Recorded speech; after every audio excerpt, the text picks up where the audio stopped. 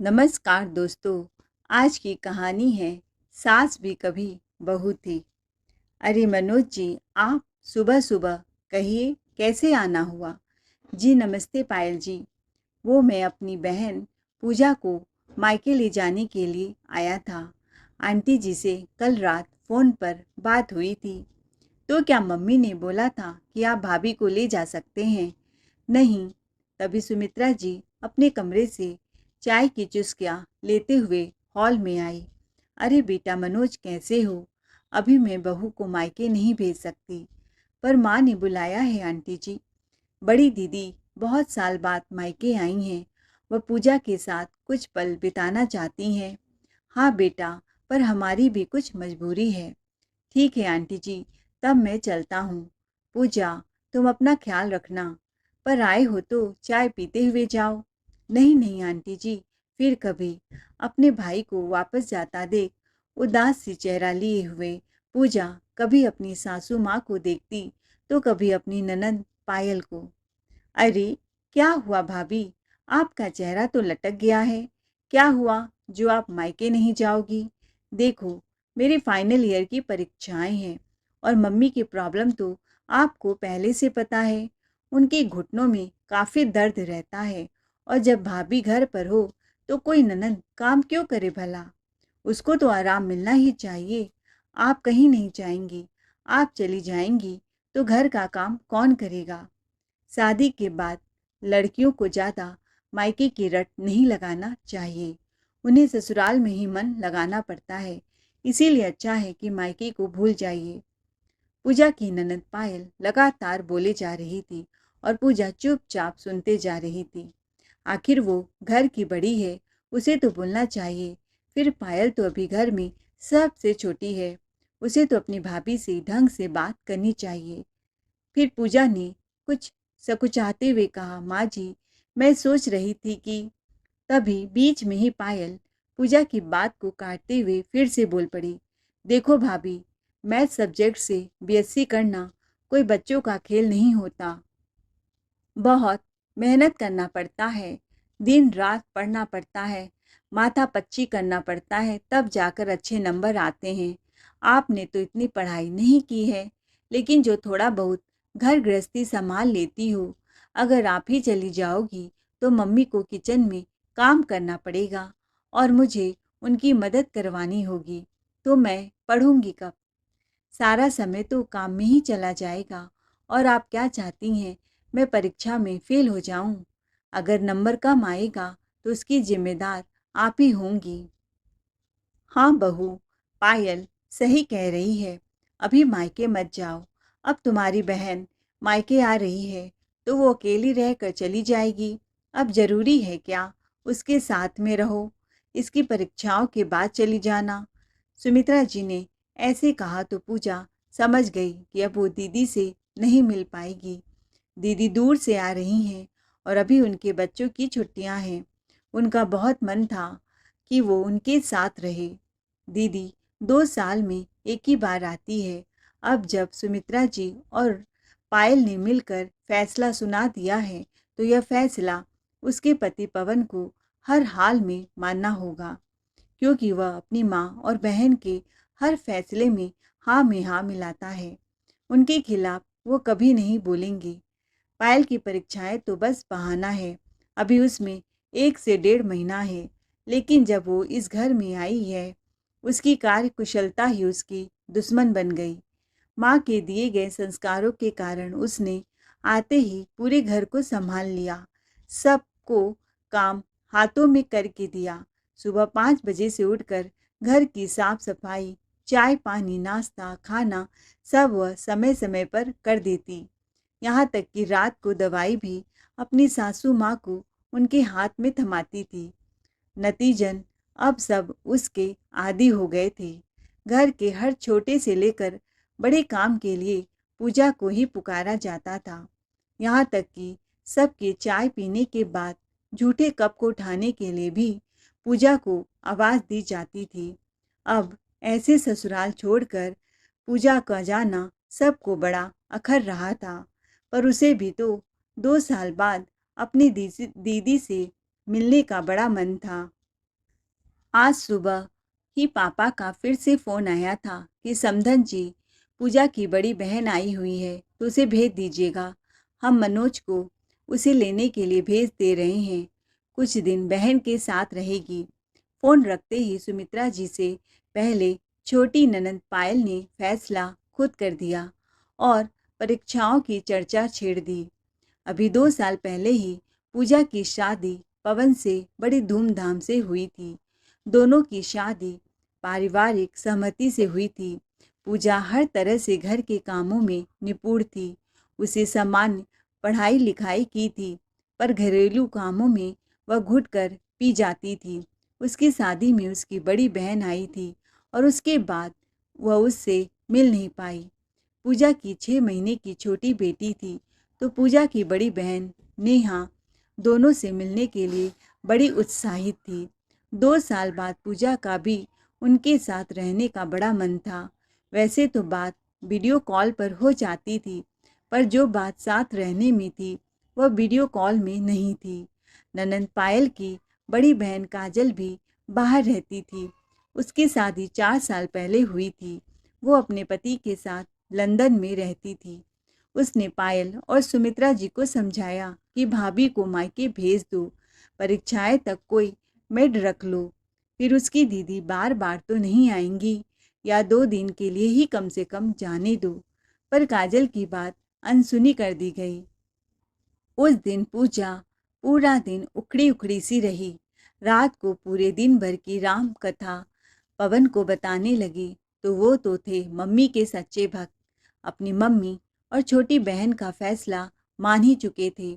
सही तो है, क्या करोगी जाकर ससुराल, आकर मायके को भूलना पड़ता है।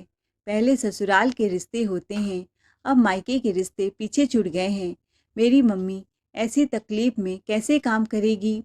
पायल की भी परीक्षाएं हैं, अगर उसके कम नंबर आएंगे तो तुम ही उसकी जिम्मेदार होगी। यह सुनकर पूजा को बहुत दुख हुआ। जिस पति के भरोसे ससुराल में आई थी कि वो उसका दर्द समझेगा, पर वो तो जैसे उसकी बात सुनना और समझना ही नहीं चाहता है। अगले दिन पूजा के पापा का फिर से फ़ोन आता है और फिर से सुमित्रा जी से पूजा को मायके भेजने के लिए निवेदन करते हैं, लेकिन वो साफ मना कर देती हैं और फ़ोन रख देती हैं। पूजा का मन तो टूट गया। वो उदास घर के कामों में लगी रहती है। आते जाते वक्त देखती है कि ननंद तो हर वक्त टीवी और मोबाइल में ही लगी रहती है। टेढ़े मेढ़े मुंह बनाकर स्माइल करके रील्स बनाती है और इंस्टाग्राम में पोस्ट करती है और कहती है कि वह मैथ्स में ग्रेजुएशन करने में बड़ी माथापच्ची करनी पड़ती है। यही है इनकी पढ़ाई, या फिर अपनी सहेलियों के साथ ग्रुप स्टडी का बहाना करके शॉपिंग पर चली जाती है। एक दिन भी उसने उसको पढ़ते हुए नहीं देखा था और सासू माँ, जिनकी घुटनों में दर्द रहता था, वो रोज नीचे बगीचे की सैर सपाटे पर निकल जाती थी और घंटे वहीं अपनी सहेलियों से बात किया करती थी। वह समझ गई थी कि इन सब को आराम की लत लग गई थी, इसीलिए उसे जाने नहीं दिया गया। जब बना बनाया खाना खाने को मिलता है तो लोग कामचोर हो जाते हैं। खैर, 1 महीना बीता। पायल की फाइनल की परीक्षा हो गई थी और ग्रेजुएशन के बाद उसने पार्ट टाइम जॉब करना स्टार्ट कर दिया। अब उसके लिए लड़का देखा जा रहा था। आखिर उम्र तो शादी के लायक हो ही गई थी। संजोग से धीरज उसकी कंपनी में ही काम करता था और दोनों एक दूसरे को पसंद करते थे। पायल के माता पिता को लड़का बहुत अच्छा लगा। उन्होंने शादी के लिए हाँ कर दी। दोनों पक्षों से बात बनी तो शादी की तारीख भी तय हो गई। अब पूजा पर दोहरी जिम्मेदारी आ गई थी। शादी की तैयारी भी करनी थी और उसे घर भी संभालना था, साथ में अपनी छोटी सी बच्ची को भी। कब सुबह से रात होती उसे पता ही नहीं चलता था। शादी की शॉपिंग की जिम्मेदारी पायल और सुमित्रा जी की थी। अब उनके घुटने में भी दर्द नहीं होते थे। पायल की शादी के लिए लगभग सारी तैयारी हो चुकी थी और शादी के दिन नज़दीक आ रहे थे। काजल भी अपने बच्चों और पति के साथ विदेश से आ गई थी। दोनों बहनों में बड़ा प्यार था। एक दूसरे को देखते ही गले लगाकर झूम उठी थी। पूजा भी एक कोने में खड़ी काजल दीदी को देखते ही उसे अपनी बड़ी बहन की याद आ गई, तो उसकी आंखों में आंसू छलक पड़े। दोनों बहनों में बस एक ही अंतर था। काजल जहाँ अपनी भाभी की हर तकलीफ समझती थी, वहीं पायल को अपनी भाभी को परेशान करने में बड़ा मज़ा आता था। जब भी पूजा को मायके जाना होता था, तो काजल कोई रोक टोक ना करती, उसे भेजने को कहती, और वहीं पायल अपनी मम्मी के आड़ में उसे साफ साफ मना कर देती। एक शाम मेहंदी की रस्म चल रही थी। घर का आंगन मेहमानों से भरा था। पूजा के घर से उसकी मम्मी आई थी। अपनी मम्मी से मिलकर बड़ी खुशी हुई, तो काजल ने पायल को समझाया, देख भाभी आज कितनी खुश है अपनी मम्मी से मिलकर, इसीलिए ज़्यादा मायके जाने में रोक टोक मत किया करो। तुम भाभी के साथ ऐसा व्यवहार क्यों करती हो? मायके जाना हर लड़की का अधिकार होता है। फिर शादी के बाद मायके से रिश्ता तो खत्म नहीं हो जाता। ससुराल माना पहले है, पर मायका भी अपना होता है। शादी के बाद मायके की भी बहुत याद आती है। मैं पूजा का दर्द समझती हूँ, क्योंकि मैं खुद भी तो शादीशुदा हूँ। यहाँ आने के लिए तरस जाती हूँ, क्योंकि विदेश में रहती हूँ। इतना दूर बार बार आना संभव नहीं हो पाता। पर यह चीज़ तुझे भी अब शादी के बाद समझ में आएगी। क्या दीदी, आप भी बेकार की बातें लेकर बैठ गई हो? धीरज मेरी हर खुशी का ध्यान रखते हैं। वह मेरे प्यार में पूरी तरह से लट्टू है। जब भी कहूँगी मुझे यहाँ लेकर खुद आ जाएंगे। और पता है दीदी, मेरी सास और ननद भी बहुत अच्छी हैं। मेरे साथ ये सब नाटक नहीं होंगे। हाँ मेरी छोटी बहना, काश तेरे साथ यही सब हो। तुझे मेरी और पूजा की तरह ससुराल वालों के दबाव में रहना नहीं पड़े। 2 दिन बाद पायल दुल्हन बनकर ससुराल की दहलीज पर खुशी खुशी कदम रखती है। शुरू शुरू से सब अच्छा लगता है। जब वह कहती, धीरज उसे मायके ले आता और ले जाता। हर हफ्ते मायके ही पहुंची रहती है। पर जैसे जैसे वो अपना घर संभालती है, सारी जिम्मेदारी उसी पर डाल दी जाती है। 6 महीने बाद रक्षाबंधन का दिन आया। पूजा चहकते हुए अपने मायके जाने के लिए तैयार थी कि अपने भाई को राखी बांधने जाऊंगी। उसी समय सुमित्रा जी ने पूजा से बोला, पायल की पसंदीदा खाने की चीज़ें, डोसा, चाउमीन, पाव भाजी सब बना दो। आज रक्षाबंधन का त्यौहार है, पायल आती होगी अपने भाई को राखी बांधने। पर माँ जी, मुझे तो अपने घर जाना है। अरे फिर यहाँ कौन संभालेगा? उसका पहला रक्षाबंधन है। तू तो पहले भी गई हुई है ना। वह आती होगी, तू अभी नहीं जा सकती। उधर पायल के ससुराल में आज माँ ने रक्षाबंधन पर बुलाया है। पायल ने अपने पति धीरज से कहा कि मुझे अपने भाई को राखी बांधना है और रास्ते में गिफ्ट्स भी लेने हैं। मम्मी की बहुत याद भी आ रही है, मुझे ले चलो ना। तो उसकी सास ने टोक दिया, एक ही शहर में रहने का यह मतलब तो नहीं कि तुम रोज रोज मायके में ही डेरा डाले रहो। शुरुआत में तो ठीक था, पर तुम इसी तरह जाती रहोगी तो घर कौन संभालेगा? यहाँ भी 100 काम होते हैं। तुम्हारी ननद अपने पति के साथ आ रही है। मैंने भी रक्षाबंधन पर बुलाया है। जाओ, उसके पसंद का सब डिशेज बनाओ और आइंदा हर समय जाने की जिद मत करना। भाभी हो, इकलौती ननद का भी तुम्हें ख्याल रखना पड़ेगा। और जब धीरज के साथ मायके चली जाओगी तो वह किसे राखी बांधेगी? यह सुनकर पहली बार पायल का चेहरा उतर जाता है। उसे अपनी भाभी पूजा का दर्द समझ आने लगा। सच में अपने मायके से दूर रहना बड़ा ही मुश्किल होता है। खासकर त्योहारों पर तो अपने मायके की बड़ी याद आती है। रात को काम करके, ननद नंदोई की आव भगत करके सारा काम निपटाने के बाद वह देर रात सोने गई, तो सुबह नींद देर से खुली तो उसकी सास उलाहना देते हुए कहा, पता नहीं क्या तौर तरीका है, देर रात तक फ़ोन पर लगे रहना, रील्स बनाना या फिर मायके वालों से बातें करना। अरे महारानी, इतनी देर से उठोगी तो खाना कब बनाओगी? यहाँ कौन से नौकर चाकर लगे हैं? उसके बाद तो तुम अपने जॉब पर चली जाओगी, तो थोड़ा जल्दी जल्दी हाथ चलाओ। पायल की आंखों से आंसू बह गए। रह रहकर उसे अपनी भाभी के प्रति किए गए गलत व्यवहार की याद आ रही थी। एक दिन पूजा को भी उठने में देर हो गई थी, तो सास से ज़्यादा ननद पायल चिल्ला रही थी। देर रात तक अपनी मायके वालों से बात करती रहती हूँ, अपनी दीदी से वीडियो कॉल करती रहती हैं, तभी तो इनकी नींद नहीं खुलती है। मुझे इनके कारण कॉलेज जाने में देरी हो जाती है। ना ब्रेकफास्ट समय पर मिलेगा और ना ही मेरे कपड़े आयरन होंगे। पता नहीं क्यों हर समय अपने घर वालों से फ़ोन पर लगी रहती है। मम्मी आप भाभी से इनका फ़ोन छीन लीजिए।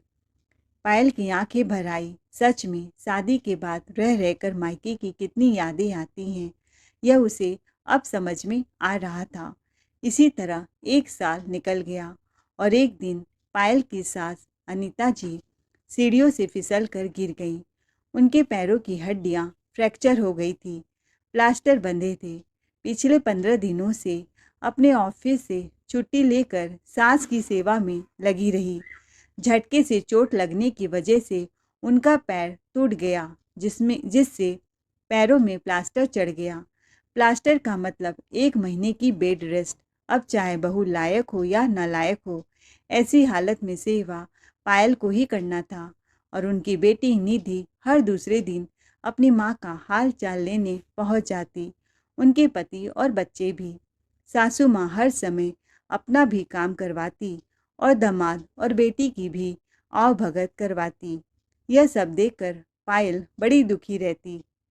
उसे भी अपने माता पिता की बड़ी याद आती।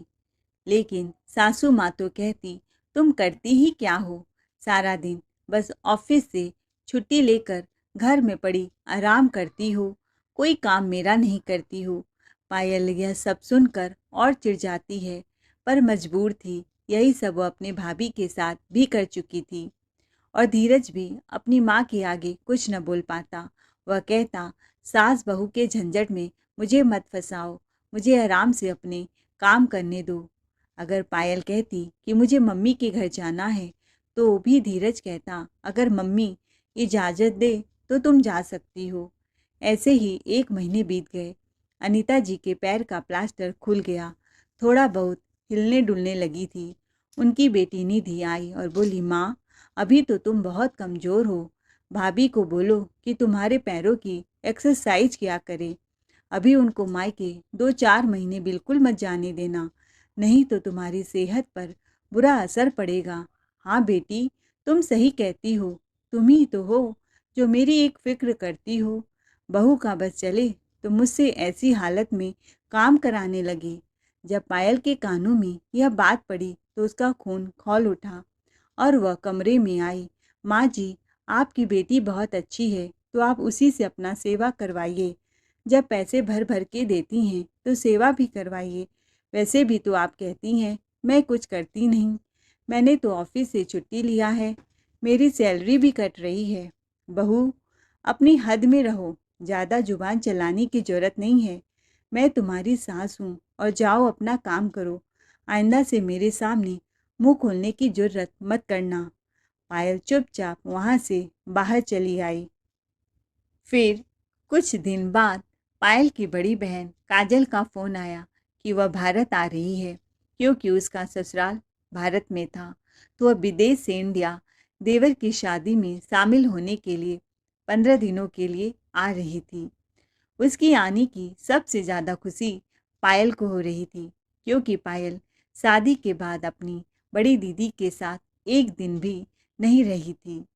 देवर की शादी हो जाने के बाद काजल जल्दी ही अपने मायके अपने मम्मी और भाभी के साथ रहने को आ गई और अब उसे अपनी छोटी बहन के आने का बेसब्री से इंतज़ार था।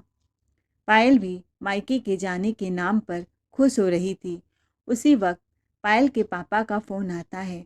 वह पायल को मायके भेजने को कहते हैं, पर उसकी सास मना कर देती हैं। समधी जी, पैरों में दर्द है, बहू को भेज दूंगी तो यहाँ घर का काम कौन करेगा? प्लास्टर उतर गया है, इसका मतलब यह नहीं किचन मैं संभालूंगी। आपको बोलते हुए सोचना चाहिए। अभी मैं बहुत कमज़ोर हूँ, मेरे पैरों में बहुत दर्द रहता है, इतना चल फिर के मैं काम नहीं कर सकती हूँ। और आगे बात सुने बिना ही उन्होंने फ़ोन रख दिया। यह सारे सब पायल के दिल में तीर की तरह चुभ रहे थे। आखिर उसका किया उसने भुगत ही लिया। उसने हमेशा अपनी भाभी पूजा को मायके जाने से रोका और हमेशा उनका दिल दुखाया। शायद आज इसीलिए उसके साथ भी वही सब कुछ हो रहा था। आज उसे अपने किए गए हर कर्म का फल मिल रहा था। आज वह अपनी भाभी की जगह पर खड़ी थी और खुद को असहाय महसूस कर रही थी। उसकी आंखें और दिल में बड़ा ही दर्द था। सही कहते हैं लोग, अपने किए कर्म फल इसी जन्म में भोगना ही पड़ता है। तभी उसकी मम्मी का फ़ोन आया। पायल, तू कहती थी तेरे ससुराल वाले बड़े अच्छे हैं और अब उन्होंने ही तुझे भेजने से मना कर दिया। दोनों बहनें एक साथ रह लेती, आपस में दिल की बातें कर लेती, खुश हो लेती, तो क्या हुआ जो बहू को 2-4 दिन के लिए भेज देती। अभी तो उनके पैर में आराम हो गया है। 1 महीने से तू उनकी सेवा कर रही है। कैसी है तेरी सास? कैसा है तेरा ससुराल? तभी वो बोलती है, मम्मी, मेरे ससुराल वाले तो अच्छे नहीं हैं, पर पूजा भाभी के ससुराल वाले भी कौन से अच्छे हैं। पूजा भाभी की सास और ननद भी तो बहुत अच्छी नहीं है। मतलब आप और मैं मम्मी, हमने भी तो भाभी को कई बार मायके नहीं भेजा, उनका दिल दुखाया, कभी परीक्षाओं का तो कभी बीमारी का बहाना बनाया। आज यही सब मेरे ससुराल वाले मेरे साथ कर रहे हैं, तो क्या अनोखा और नया कर रहे हैं। सब ऐसे ही तो करते हैं। बहू एक बार घर में आ जाए तो फिर वह उनके हाथों की कठपुतली बन जाती है। उसके मायके जाने पर लगाम लगा दी जाती है। कभी कभी मायके भेजने के बाद भी बीच में ही बुला ली जाती है। बहू की अपनी मर्जी, अपनी भावना तो बिल्कुल भी नहीं होती। शादी के बाद ससुराल वालों के हिसाब से ही चलती है। अब मुझे भाभी का दर्द समझ में आ रहा है। काजल दीदी मुझे समझाती थी, पर मैं कभी नहीं मानी, हमेशा अपनी मनमानी की। पर आप तो मुझे समझा सकती थी कि भाभी के साथ ऐसा गलत व्यवहार मत कर। आप तो मुझे सही शिक्षा दे सकती थी। एक माँ का क्या फ़र्ज होता है, बच्चों को गलत कार्य करने से रोके, मना करे, पर नहीं, आपने तो मुझे बढ़ावा दिया। जबकि आप तो खुद एक बहू रह चुकी हैं। सास बनने से पहले आप भी कभी बहू थी। आपको तो भाभी के दर्द का एहसास हुआ होगा। यह दर्द का एहसास मुझे अब समझ में आ रहा है। आप भाभी के साथ अच्छा व्यवहार करती, मुझे भी समझाती, तो आज आपकी बेटी को अपने मायके आने के लिए तरसना नहीं पड़ता। यह सब सुनकर सुमित्रा जी की बोलती बंद हो गई। आज उनकी बेटी ने उन्हें सच का आईना दिखा दिया था। उनकी नज़रें झुक गई थी शर्म से। शायद उन्हें कहीं न कहीं अपनी गलती का एहसास हो चुका था। वहीं पर उनकी बहू पूजा बैठी थी। वह उससे नज़रें नहीं मिला पा रही थी। उन्होंने फ़ोन रख दिया। फ़ोन स्पीकर पर था। काजल और पूजा सब बातें सुन रही थी। दोनों ही निशब्द थी। काजल बिना बहन से मिले कुछ दिन रहकर वापस चली गई। कुछ महीने बीते। पायल 2-4 दिनों के लिए मायके आई थी। जैसे ही वह मायके में कदम रखती है, चहकते हुए कहती है, भाभी, आज आपके हाथों का कुछ स्पेशल खाने का मन है, प्लीज़ बना देना। पूजा कहती है, ठीक है पायल दीदी, आप बैठो, मम्मी जी से बातें करो, मैं बना देती हूँ। पर उसी समय पूजा की माँ की बीमारी का फ़ोन आता है। पूजा बेटी, तेरी माँ की तबीयत बहुत ख़राब है, तो तुझे याद कर रही हैं, जल्दी से चली आ। पूजा के पापा का फ़ोन था। रोते हुए कह रहे थे। अब पूजा को लगा कोई तो उसे भेजेगा नहीं, इसीलिए वह उदास किचन में खाना बनाने लगी। तभी पायल किचन में आती है। भाभी को उनका बैग पकड़ाते हुए कहती है, भाभी, आप मायके जाइए, ननद की आव भगत तो होती रहेगी, पर आप पहले मायके का भी फ़र्ज पूरा कर लीजिए। शादी हो जाने से मायके के प्रति फ़र्ज खत्म नहीं हो जाता है। माँ से रिश्ता खत्म नहीं होता, माँ तो माँ ही होती है। उसने आगे होकर कहा, माँ, भाभी को मायके भेज दीजिए, इनकी मम्मी को इनकी बहुत ज़रूरत है। भाभी आप आराम से जाइए, यहाँ की और मेरी ज़रा भी चिंता मत करिए।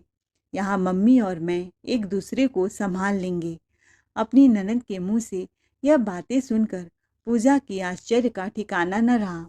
उसकी आंखों से खुशी के आंसू बहने लगे। उसे अच्छा लगा और वह पायल के गले लग गई। फिर बोली, थैंक यू दीदी, आपने मेरी तकलीफ़ समझी। हाँ बहू, अभी तुम्हारी मम्मी को तुम्हारा ज़रूरत ज़्यादा है। सुमित्रा जी ने अपने बेटे पवन को बुलाया, बेटा जा, बहू को उसके मायके ले जा, और अगर उसकी माँ की तबीयत ज़्यादा खराब होगी तो तू भी वहीं 2-3 दिन रुक जाना, अच्छे से इलाज कराकर लौटना। दोस्तों, कुछ बातों का एहसास तभी समझ में आता है जब वह खुद पर बीतती है। बहू या ननंद भाभी का रिश्ता ऐसे ही है। ससुराल और मायके के रिश्ते का एहसास भी हर लड़की को शादी के बाद ही समझ में आता है। दोस्तों, अगर वीडियो पसंद आया हो तो लाइक कीजिए, कमेंट कीजिए और अपने दोस्तों के साथ ज़रूर शेयर कीजिए। चैनल पर नए हो तो प्लीज़ सब्सक्राइब कीजिए। मिलते हैं एक नई कहानी के साथ। Thanks for watching ARK Voice 517।